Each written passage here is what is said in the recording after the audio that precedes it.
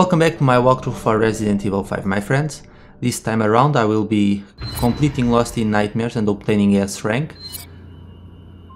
I will be playing on veteran difficulty and I will have to play as Chris since Jill is not available yet. So let's start by witnessing the intro. A few years ago, the BSAA received intel as to the whereabouts of Umbrella's founder, Oswald E. Spencer. Jill and I were ordered by the BSAA's European headquarters to apprehend him.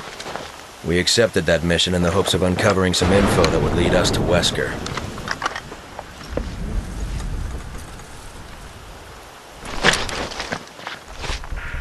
Chris to HQ, come in. We're at the target's location. Copy that, Chris. Move in and procure the target. Roger that. What can you tell us about the area? The satellite scan isn't showing anything out of the ordinary, but regardless, you should expect the unexpected. Understood.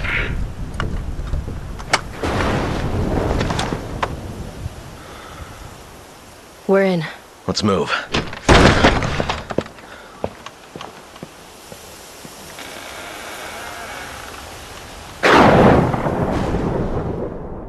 Okay, so let's finally begin. There are a few optional trophies that you can get while playing Lost in Nightmares. The first involves collecting all of the stars that are scattered around the mansion. There are 18 of them that you need to collect, and if you do that you will get the Wish Upon a Star trophy. You can also get a trophy for delivering enough damage to Wesker during the final boss fight. But for now we just need to keep moving forward. You bailed me out back there. Jill will be our AI teammate during this mission, but she's just as bad as Sheva, so don't expect too much. Regardless of whoever is controlled by the AI, they will always play in the same way. Do you read? We read you, Eagle 6. Go ahead. We found some men down. Judging by their wounds, it looks like they were physically assaulted. I figure they're probably Spencer's security. Lord only knows what killed them. Roger that. We knew this mission wouldn't be a cakewalk. Use extreme caution. Even though this side mission is a little bit long, it's not that much longer than your average chapter in the main campaign of Resident Evil 5, so I will make a single video, there's no point in me dividing it. While Jill explores the other side and unlocks the door for Chris, we're going to get another emblem and get the first password. That's where all this started. Hard to believe that was 8 years ago. I guess I am getting older. You're not the only one. The weapons that you will be able to collect during your walkthrough or during your playthrough will change from playthrough to playthrough. So just because there's a certain weapon in my walkthrough, it doesn't mean that the same thing will happen on your playthrough of the game, because they change the location of weapons and so on.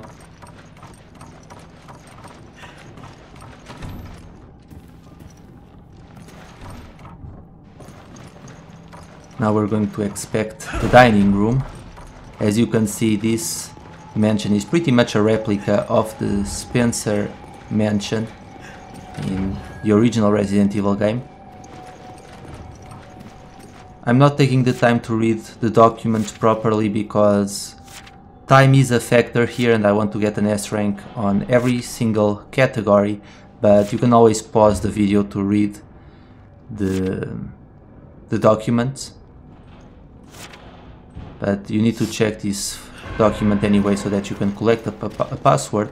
And now let's shoot up that star, and there's another inside this grandfather clock. I miss Barry because his lines in Resident Evil were priceless.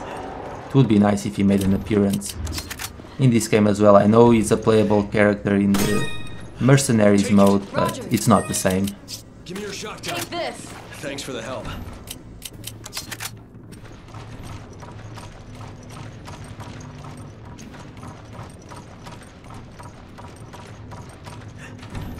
So now we're going to let Jill play the piano.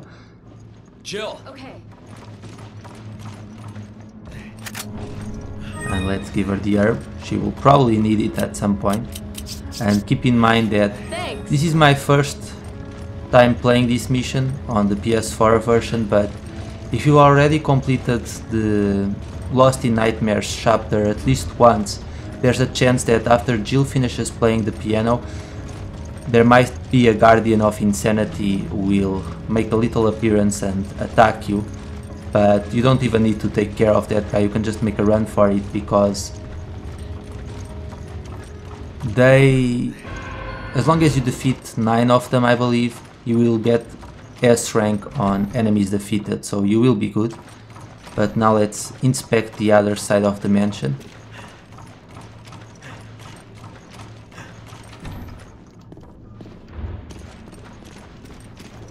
I'm imagining that it's either the Guardians of Insanity or Wesker who went around the mansion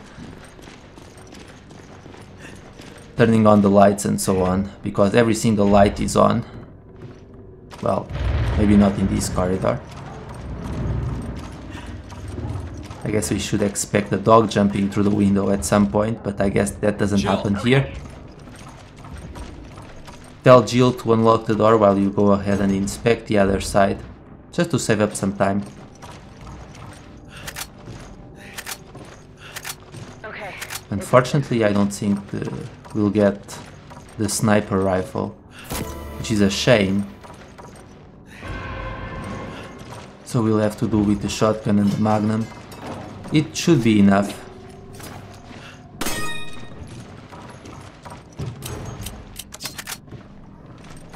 We should still have plenty of ammunition to spare after we defeat all of the Guardians of Insanity. We do have to defeat most of them to get the S rank on enemies defeated, but any Guardian of Insanity that you encounter during this segment, and they can appear in 2 different areas, but if you encounter them, you really don't need to worry, because you don't need to defeat those. You will still get the S rank if you defeat the remaining Guardians of Insanity.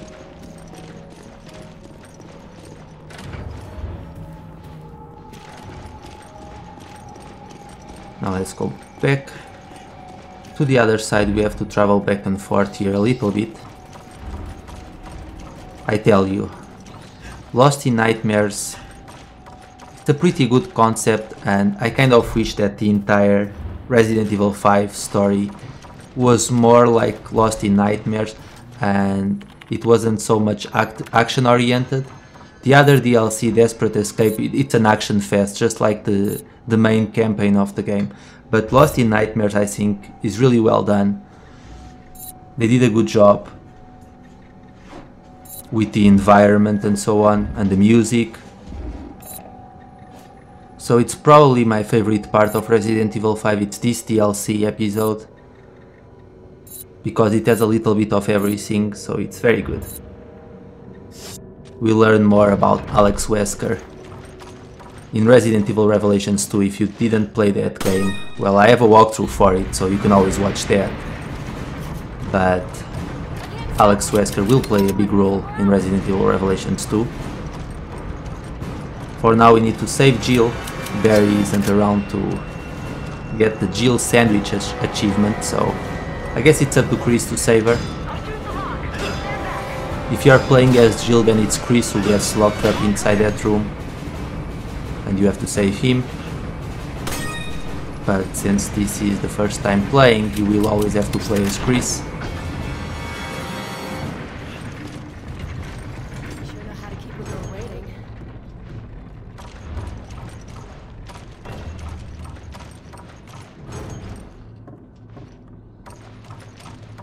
And now we're going to pick up a handle so that we can move on to the next area.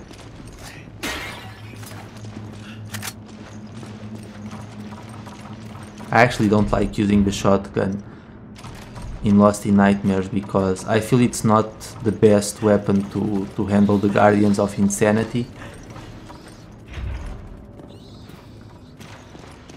but I will mostly be using my handgun to dispose at least of the first 3 Guardians of Insanity, and I'll save my big weapons for the last 2. Keep in mind that after you rescue Jill from that room, there might be another Guardian of Insanity there, but he will only appear after you complete the game at least once. And once again you can avoid that guy and make a run for it, because you'll just waste bullets if you fight him. So if it was me, I would make a run for it, since you can still get S rank by simply defeating the remaining Guardians of Insanity. But this is where things will start getting a little bit hard. Once again we will have to watch out for the AI. Don't know. I hope we don't run into whatever's making it. That's a good point. I mean, I don't think there's been a single time where we managed to go from point A to point B in Resident Evil 5 without being attacked by something. Or in any Resident Evil game, to be fair. So of course we are going to have to deal with the creature that's producing that smell, which I can only imagine it's a very unpleasant smell.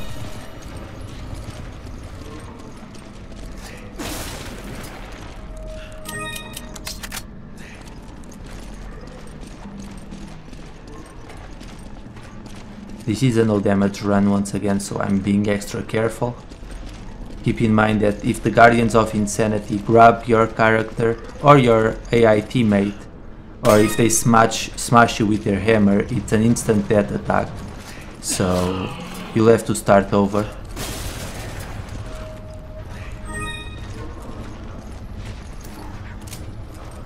Make sure you dispose of these 2, I guess you can call them test subjects, because they will grab Chris or Jill, and if the Guardian of Insanity is close around, they might grab you for long enough and you might get attacked by the Guardian of Insanity.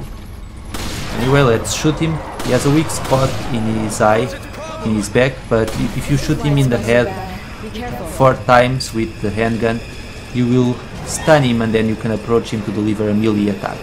Keep in mind, however, that after a second melee attack, so if you attack first and then the AI attacks second, or if your teammate attacks second, if you're using a human partner, the Guardian of Insanity will counter with a big swing of his, I guess you can call that an anchor, and that attack has a huge range, so Jill's probably going to take damage. No, she didn't. Good. That's good. But like I was saying, you need to move away from them quickly, otherwise you will be in trouble. If you move closer to them after you perform your own uppercut, then Jill will follow it up with an attack if you get close to them, but keep in mind that it is a risk, because if the AI doesn't move fast enough, and sometimes it doesn't, then it will take damage and it will enter the dying state if it's hit.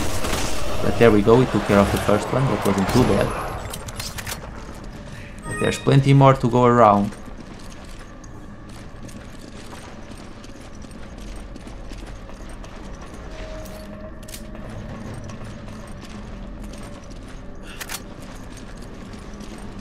Make sure you get that star as well.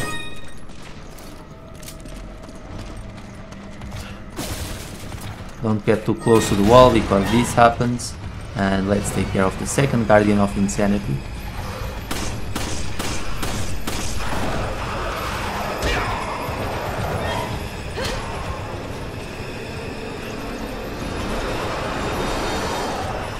I always worry with the AI because I always think that the AI is going to get hit,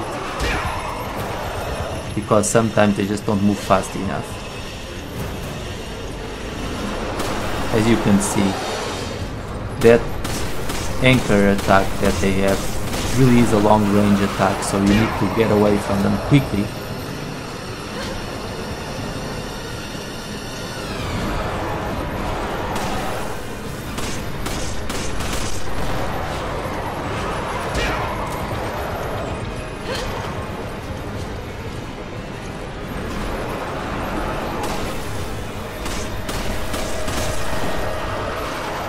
But as you can see, the strategy is always the same. Shoot them in the head, get away from them, and then repeat the process. Actually, shoot them in the head, deliver an uppercut or a spin kick or whatever Jill's attack is, and shoot them in the head again to stun them, repeat the process and keep doing this, and eventually they will die. There's another one up there. Sometimes he jumps down, other times he goes around. The Guardians of Insanity aren't very smart, honestly. They move in awkward ways.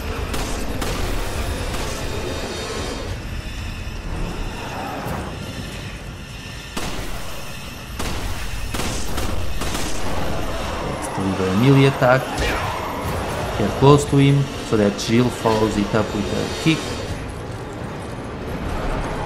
I'm honestly surprised that the AI hasn't been hit a single time yet. Let's not jinx it.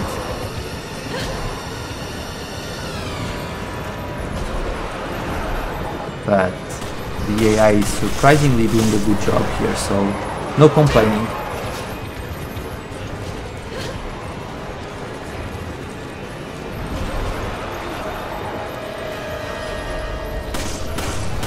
I use my handgun to dispose of these first 3 Guardians of Insanity, and then with the remaining 2 I will use my remaining weapons to speed up the process a little bit. But you do need to save up ammunition in Lost in Nightmare because you don't have a lot. I don't know why Jill didn't follow up with the kick. I guess she just got stuck in the ladder, but oh well.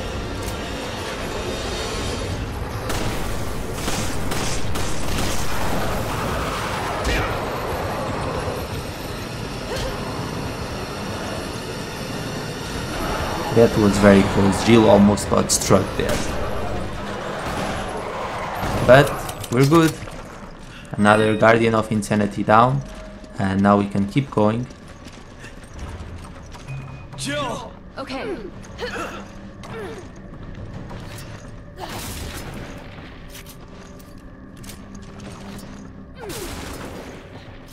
Come on! Okay. And now we can go around. Pick up the prison key and move on to the next area. We still have to defeat 2 more Guardians of Insanity. But fortunately we have enough ammunition to do this. Jill!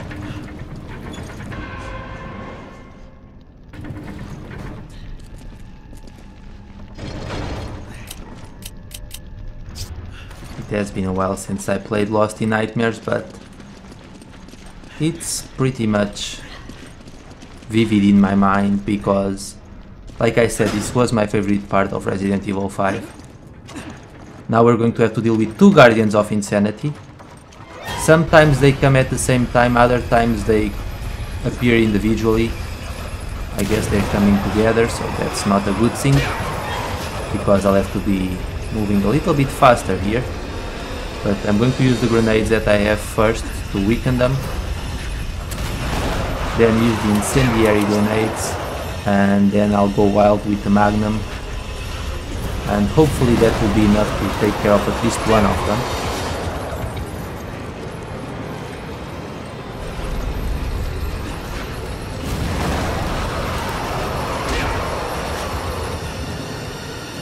I guess Jill's not bothering to go for a melee attack. Let's switch to the Magnum now.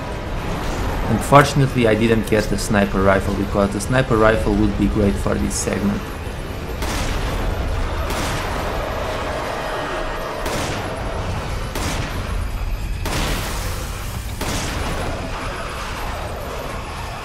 Let's keep going. One of them has to be almost done for here. Okay, that guy's down. Now we need to take care of the other one. Oh boy. Oh, this is not good. If your partner gets grabbed immediately, release them, otherwise it will be an automatic game over. Unfortunately, Jill took a little bit of damage there. But can't really control that when it comes to the AI. Though I will admit that the AI has been doing a pretty good job so far, so it's not bad. But let's switch back to the handgun. I actually prefer to use the handgun here, and I guess that's it. We didn't need to worry. And we still had plenty of ammunition to spare. So if there was another Guardian of Insanity, we would be just fine. So we still had ammunition for another one, but Roger. we don't need to worry, because even though we will have to battle a few more of them, at this point we will lose all of our weapons, so we'll have to improvise. Make sure you get that star, it's very well hidden.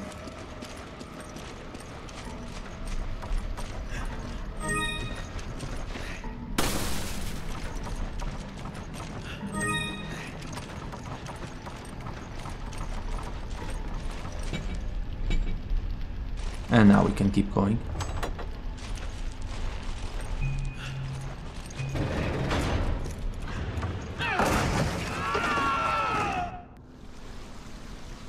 And this area, it can be a little bit confusing. It's the maze area of Lost in Nightmares. It's easy to get lost, in my opinion. What we need to do is pick up a bunch of cranks and then use the cranks to set up traps so that we can defeat the Guardians of Insanity. Copy that. Watch your back. Let's start by getting a few flash grenades. That's our only weapon here. Well, that and the knife, which won't really do a whole lot.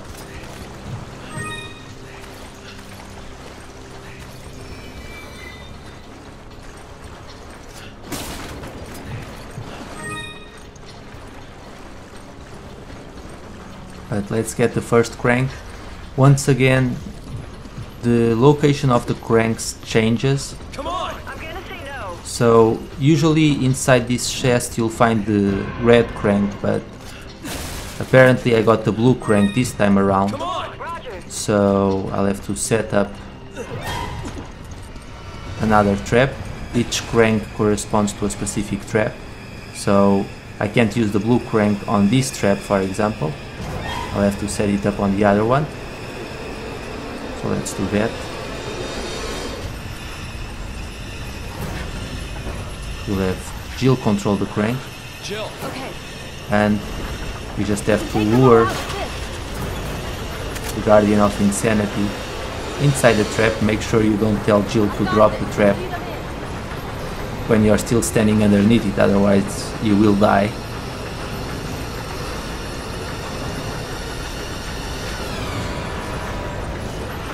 I really don't know why it turned around.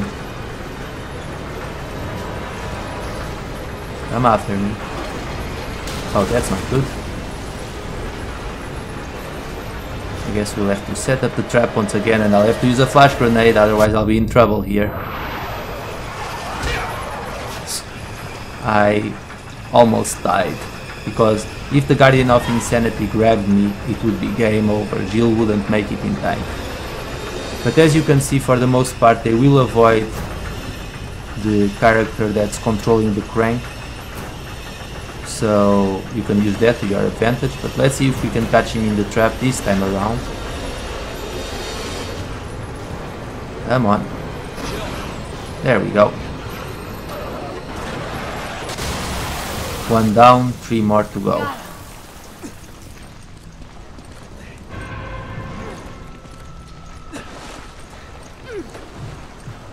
So now let's get another crank. First we need to insert this piece of the emblem right here so that we trigger the appearance of the remaining Guardians of Insanity.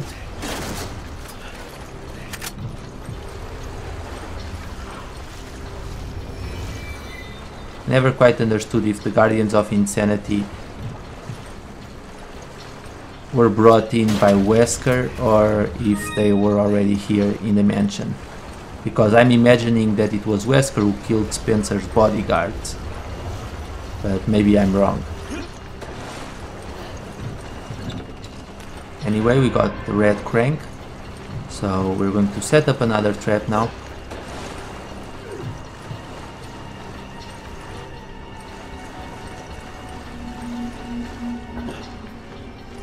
Jill. Roger.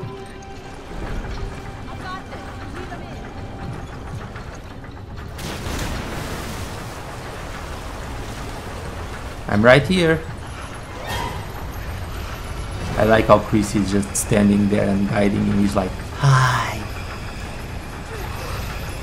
And they just follow Chris, completely oblivious. They just calmly walk forward.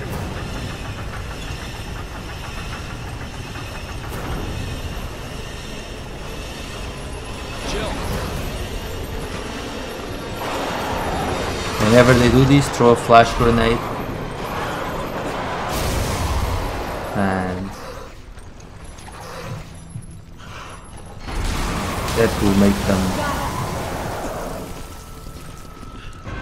fall to their knees, and then the trap will fall and crush them. You can get inside and give them a punch, and that will make the trap fall as well, but then you would die because you would be standing underneath the trap. Be careful with these annoying test subjects, they will grab you. I think there's like 3 or 4 of them. Make sure you slash them with your knife to get rid of them, because you don't want to be grabbed by one of them when you're trying to lure one of the Guardians of Insanity, because it takes a while for you to set yourself free, and if the Guardians of Insanity get too close to you, then, well, you will be in trouble. I think there's a snake in there, so we'll just leave that thing. And let's keep going. Let's set up another trap. Jill. Okay. Oh, that's not good. But thankfully, since Jill is controlling the crank, he will come after Chris instead. Let's just make sure he gets down there. The AI of the Guardians of Insanity is terrible, which is good for us, but sometimes it actually slows down the game. So as you can see, he could have jumped down, but instead he's going around for some reason. Maybe he doesn't want to battle Chris, I don't know. We'll just have to keep following him, because otherwise he will go inspect some other area. Get down here.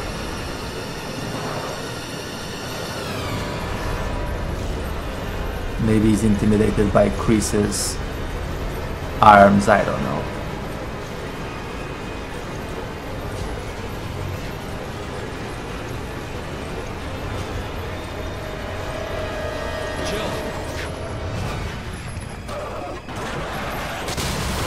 And we only have one more left to go.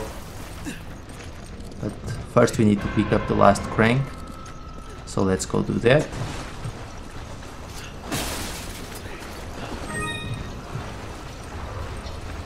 The chests with the cranks are always located in the same area. But inside the chest you might find a different crank, so that's what changes, but the location of the chests is always the same. So we got the green crank, so let's set up that final trap.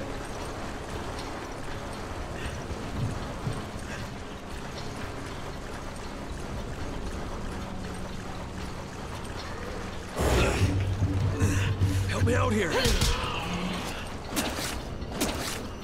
Of course, we might be looking at this in a completely wrong way. Maybe the Guardians of Insanity are just the janitors, and sure, they might look gruesome, but when you think about it, if they're not even trying to attack Chris and Jill, why would you assume that they're evil?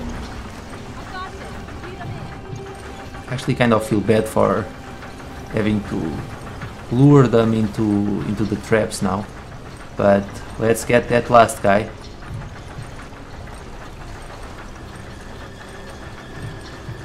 We'll just wait here for him. Come on, boy. We'll just calmly walk. There's no rush. And if we run too fast, they might stop following us. So we'll just slowly make our way to the trap. Don't look behind you, Chris. He's right behind you. And see, I decided to run a little bit, and that was enough for the Guardian of Insanity to turn around and be like, nope, not going to bother with that guy. But we have to do this, otherwise we won't get the emblem and we can't get out of here.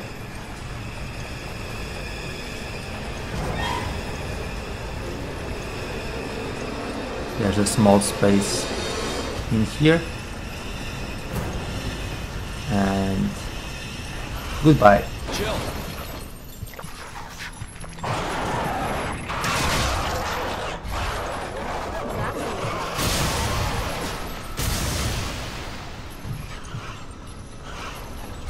I'm glad that Jill is so casual with the fact that the monster that can kill both Jill and Chris didn't fall for the trap the first time around. She's just like, well, I guess that didn't work too well.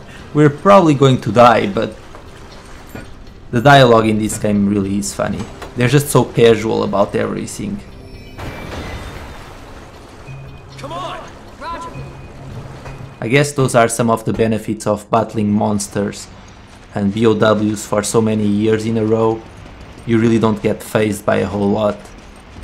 Anyway, up in that wall behind me, you'll find the last star. You make sure you shoot it. And you will get the Wish Upon a Star trophy if you do this. I already unlocked it on my practice run. Okay. Take it. But let's get inside.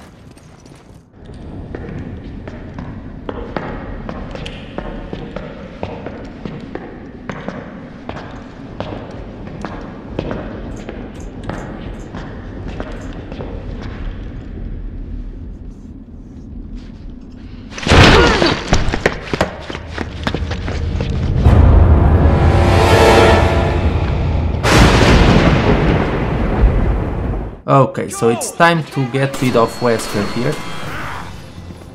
In order to dodge his attack, you can just press square and X at the same time. It will always work against him. And we need to deliver a certain amount of damage. That's why it's easier to do this with a human partner, but if you have the AI on attack mode, it also works. After we deliver a certain amount of damage to Wesker, we will gain a star and the fight will automatically end. If we drag things out too much, the fight will be over in, I think, 3 minutes. So we need to deliver enough damage in 3 minutes, and if we do that, we will get the Kung Fu Fighting achievement.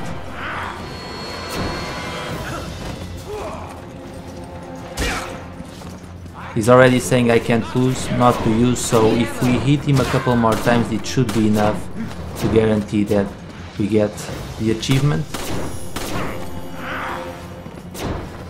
Remember, press both X and square.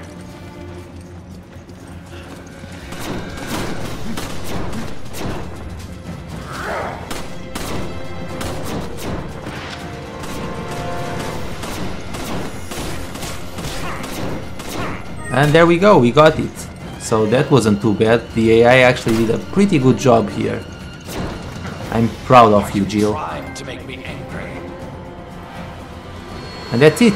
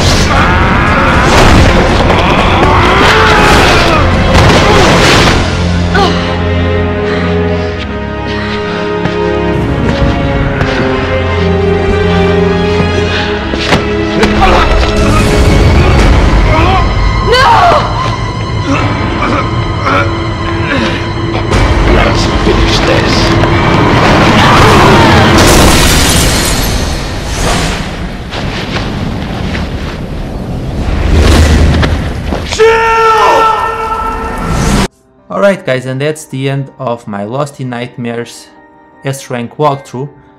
It is a difficult episode because you have to pretty much do everything perfectly from start to finish, since if you quit the game and come back you'll have to restart. But as you can see, we got S-Rank on everything, and we can now play professional difficulty as well.